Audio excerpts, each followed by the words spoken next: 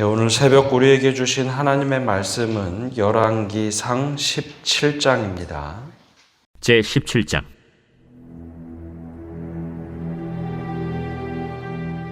길르앗에 우거하는 자 중에 디셉 사람 엘리야가 아합에게 말하되, 내가 섬기는 이스라엘의 하나님 여호와께서 살아계심을 두고 맹세하노니 내 말이 없으면 수년 동안 비도 이슬도 있지 아니하리라.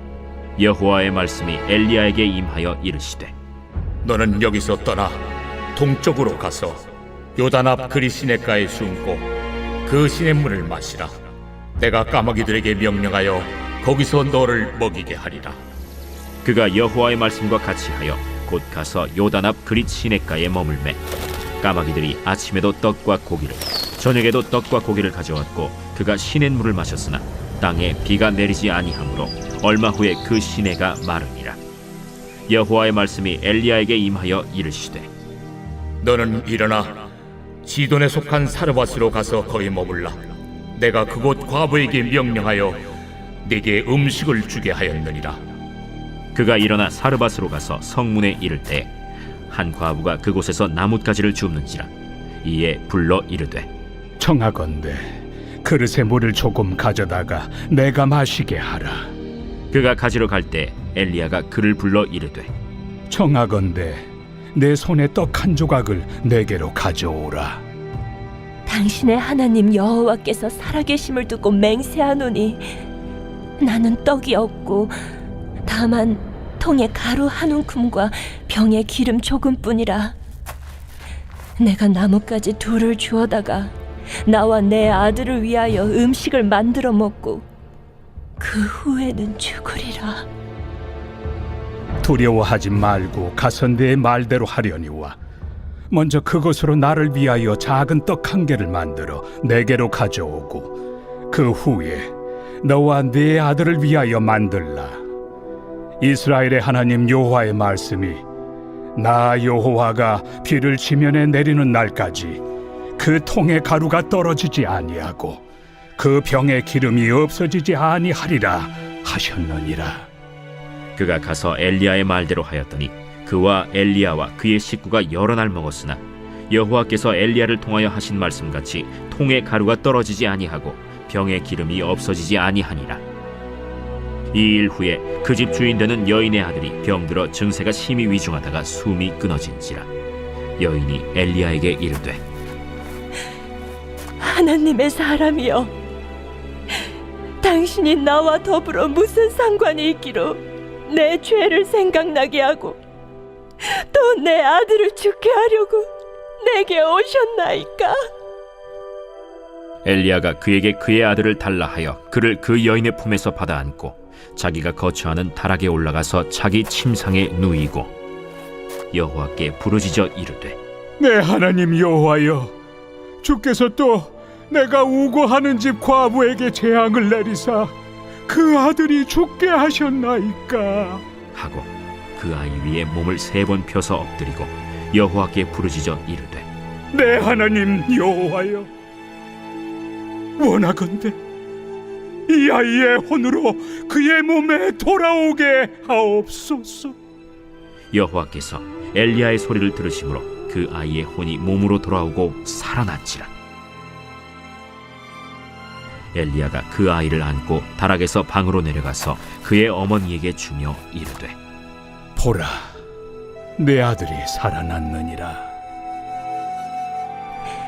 내가 이제야 당신은 하나님의 사람이시오, 당신의 입에 있는 여호와의 말씀이 진실한 줄 아노라 하니라. 오늘 새벽에도 하나님의 은혜와 평강이 함께 하시기를 축복합니다.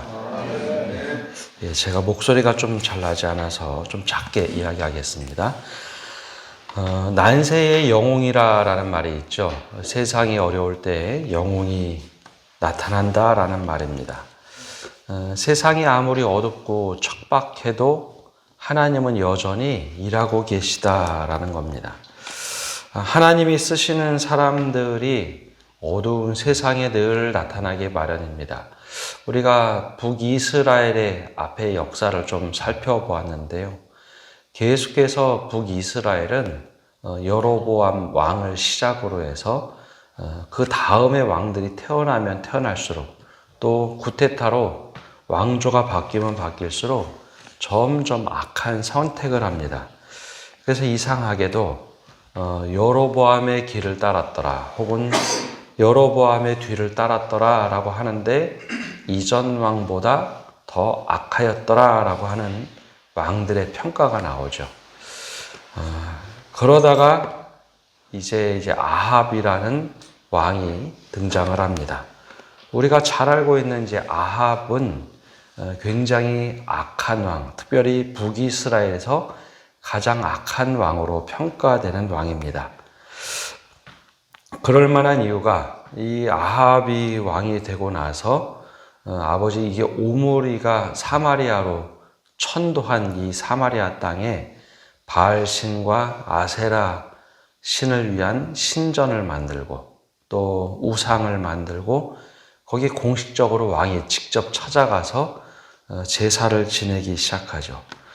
그리고 그의 아내 이세벨은 우리가 여러 번 들었던 여인입니다. 시돈 사람 엣바알의 딸이라고 하는데 엣바알 그러면 바알의 제사장이라는 뜻을 가지고 있습니다. 바알을 섬기는 제사장이 시돈의 왕이 되었는데 그의 딸을 아내로 삼았죠. 그러다 보니 자연스럽게 바알 신과 아세라 신을 섬기는 여인을 아내로 삼자 그 땅이 이제 점점점 우상을 섬기는 땅으로 변해가기 시작합니다. 근데 늘 이렇게 세상이 어두우면 어두울수록 하나님도 일하시는데 많은 사람들을 통해서 일하시는 것이 아니라 하나님의 말씀대로 살려고 하는 소수의 사람들을 통해서 하나님이 일을 하십니다. 그 사람이 바로 엘리야입니다. 엘리야 선지자는 이름의 뜻이 하나님은 즉 여호와는 나의 아버지시다 라고 하는 뜻을 가지고 있는 사람입니다. 그래서 이 엘리야가 이제 흥미진진하게 1절부터 등장하죠. 1절을 보면 엘리야가 처음부터 이렇게 등장을 합니다. 길르앗에 우고하는 자 중에 디셉 사람 엘리야가 아합에게 말하되 내가 섬기는 이스라엘의 하나님 여호와께서 살아계심을 두고 맹세하노니 내 말이 없으면 수년 동안 비도 이슬도 있지 아니하리라 하니라. 이제 엘리야가 아합 왕 앞에 가서 이렇게 선포를 하는데요. 이걸 이야기로만 들으면 흥미진진합니다. 선지자가 왕 앞에 가서 이런 말을 선포하죠. 이제 기근이 있을 것이다. 근데 여러분 이걸 이야기가 아니라 내가 만약에 엘리야였다면 아주 서슬퍼런 왕 앞에 가서 이런 말을 쉽게 할 수 있을까?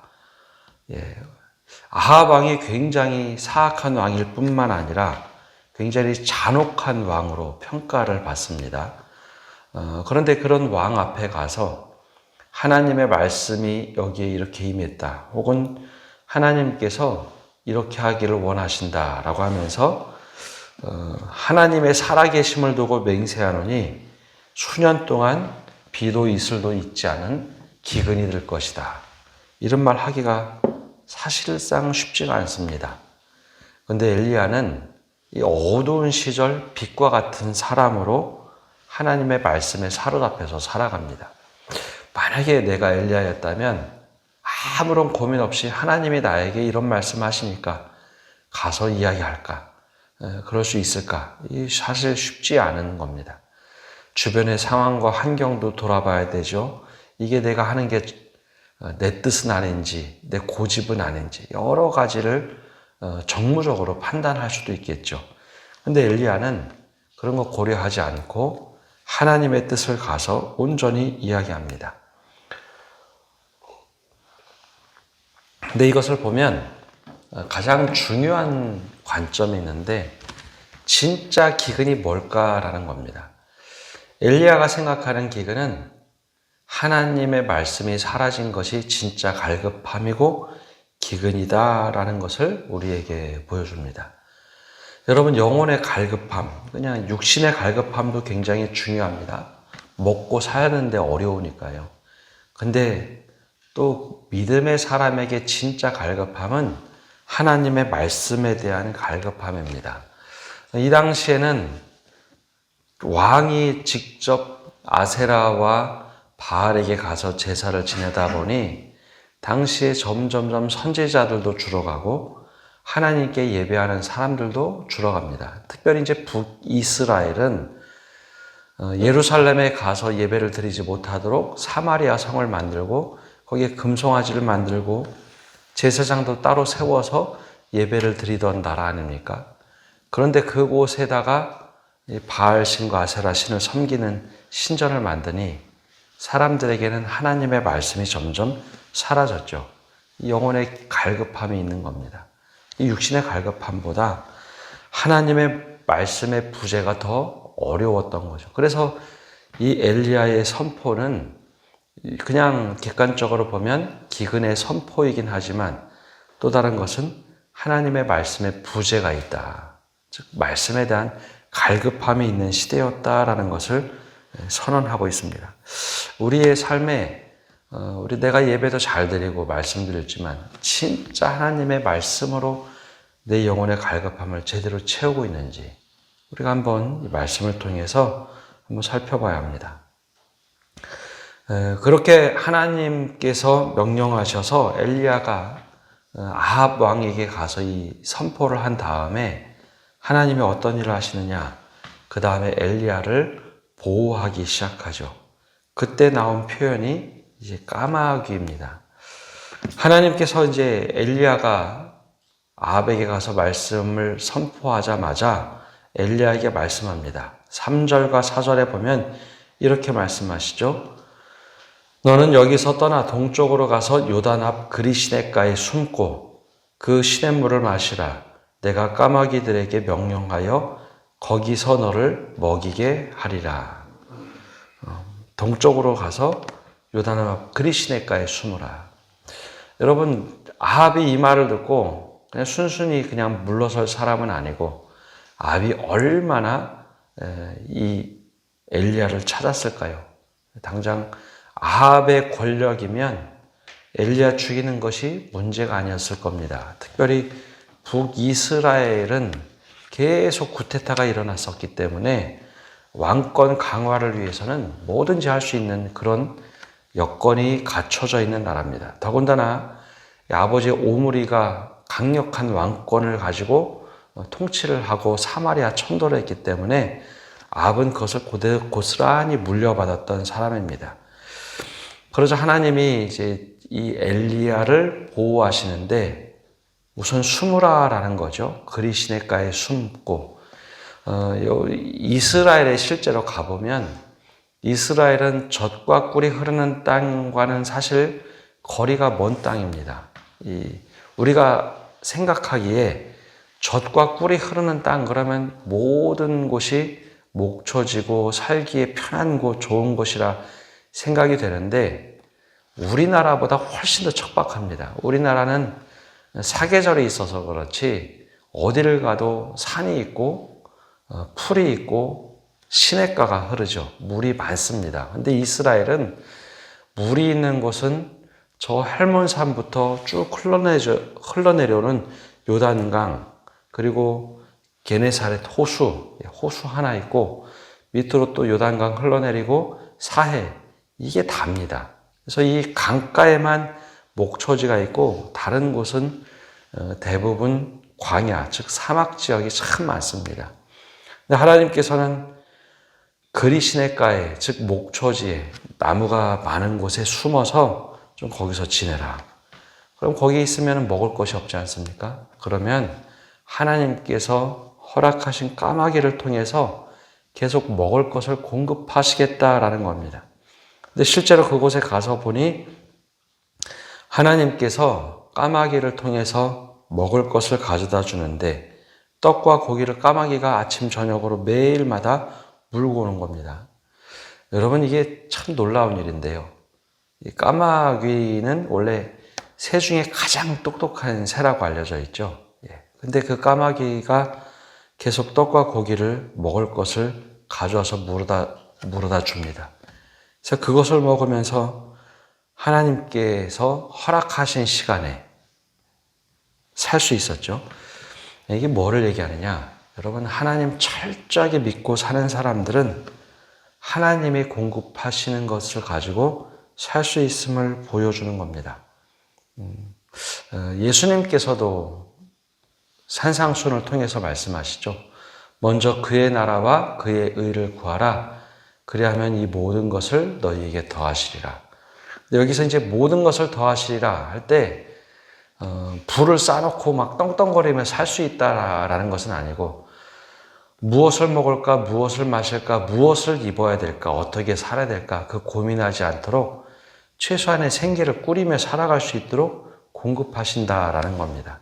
근데 이스라엘 백성들에게는 이게 왜 중요했냐면 출애굽할 때 이미 경험해 봤거든요. 출애굽할 때 광야 생활에 만나와 메추라기를 공급하시는 하나님, 또 물을 공급하시는 하나님, 그거를 엘리야가 수백 년 지나서 다시 한번 경험했던 겁니다. 하나님 뜻대로 살 때 굶지는 않게 하시는구나. 내가 말씀대로 살아가면 하나님이 공급하시는구나. 엘리야가 다른 누구보다도 먼저 하나님 앞에서 살아가는 게 어떤 것인지 경험하게 하셨습니다. 엘리야가 철저하게 하나님 뜻대로 살아갈 수 있다라는 것을 경험하게 하시죠. 이게 바로 이제 하나님의 사람들이 말씀대로 살아갈 때 하나님이 여전히 인도하신다라는 것을 경험합니다. 근데 이제 하나님께서 약속하신 시간이 되었습니다. 어떤 시간이냐? 실제로 이 북이스라엘 땅에 기근이 됩니다. 비가 내리지 않으면 어떤 일이 생길까요? 처음에는 물들이 사방에 마르기 시작하지만 더 시간이 지나면 시냇가도 마르기 시작하죠. 시내가 마르면 더 이상 그리 시냇가에 머물 수가 없는 상황이 됩니다. 이제 하나님께서 떠날 때가 됐구나 하는 사인을 보내주죠. 그래서 그가 이제 또 떠납니다. 그가 떠나서 하나님께서 예비하신 사르밧이라는 동네로 가봐라. 그러면 한 과부가 있을 텐데 그곳에 과부가 내게 음식을 줄 것이다. 엘리야는 어떤 상황인지 모르고 사르밧으로 갑니다. 그곳에 갔더니 실제 성문 앞에서 한 여인을 만나죠. 어찌된 일인지 몰라도 그 여인을 만나자마자 물을 부탁합니다. 여러분, 지금 이 시기는 가뭄이 오랫동안 되어서 물이 점점 마르던 시기죠. 물이 귀할 때입니다.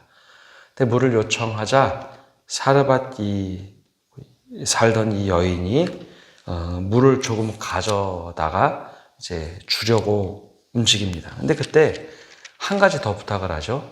내가 지금 배가 고프니 내게 음식을 좀 나눠줬으면 좋겠다. 떡 하나를 줬으면 좋겠다. 근데 그 여인이 뜻밖의 얘기를 합니다.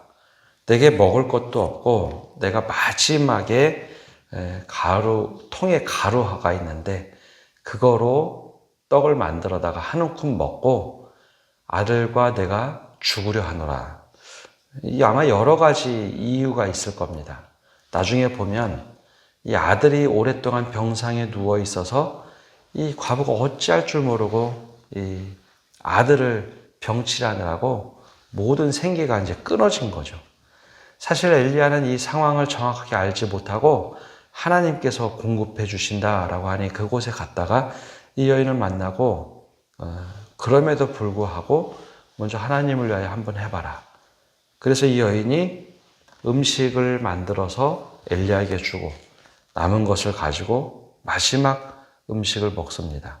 그런데 하나님께서 엘리야를 감동시켜 주셔서 엘리야가 바로 그 이야기를 합니다. 지면에 비를 내리는 날까지 그 통에서 먹을 것, 즉 가루가 끊이지 않을 것이다. 그러면서 그곳에 머무는 동안 정말로 이 통에 마지막 남았던 가루가 끊이지 않고 계속해서 먹을 수 있는 은혜를 허락하시죠. 그러면서 이 과부에게도 은혜를 베풉니다.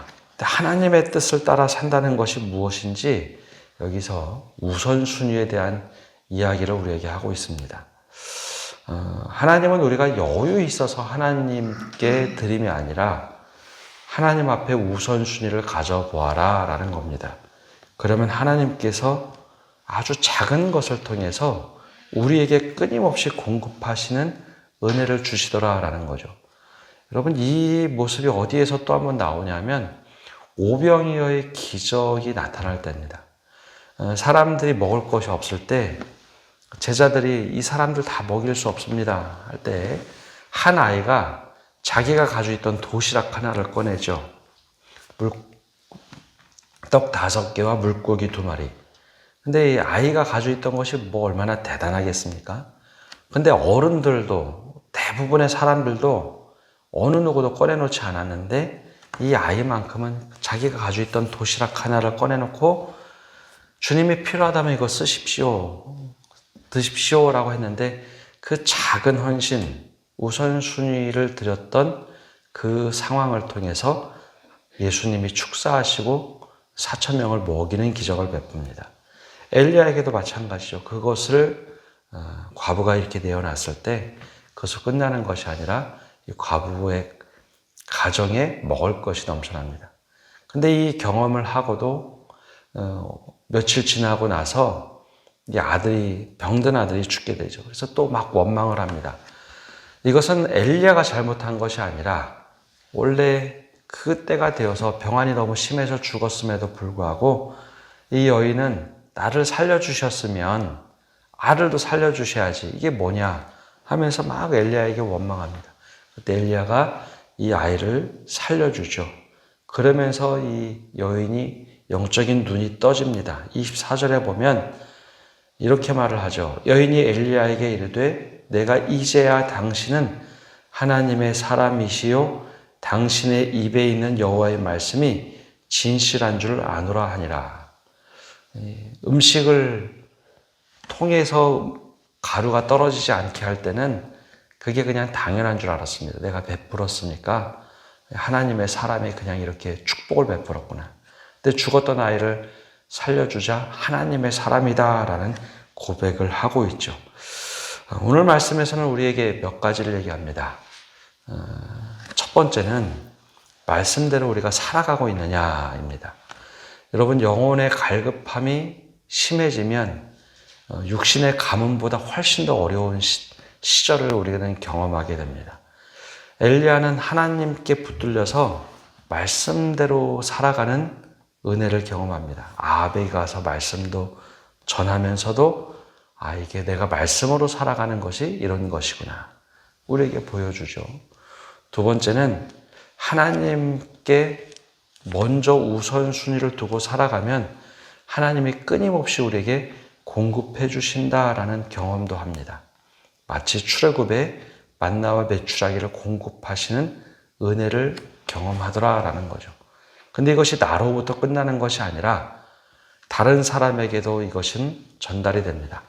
내가 그렇게 우선순위를 갖고 살아가자 이 과부를 만났을 때 그 사람에게도 내가 하나님의 우선순위를 두고 살기에 당당하게 이야기할 수 있었고, 그 여인도 그래, 여러분, 내가 마지막임에도 불구하고 하나님께 우선순위를 드려서 야, 하나님을 우선순위로 삼으면 이런 삶을 살 수 있구나 하는 것이 전달이 되죠.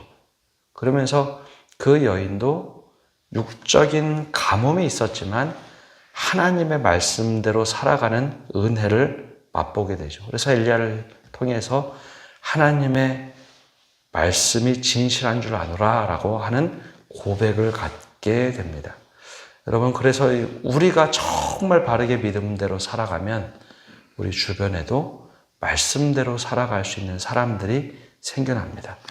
오늘 이 말씀에 도전을 받고 우리가 기도하면서 하나님, 우리가 먼저 하나님 앞에 우선순위를 갖고 말씀의 갈급함을 갖고 채워가는 우리의 삶이 되게 해주십시오. 고백하며 기도하시는 성도 여러분 되시기를 바랍니다. 기도하겠습니다. 하나님, 오늘도 저희가 주님 앞에 나와서 말씀을 듣고 나갑니다.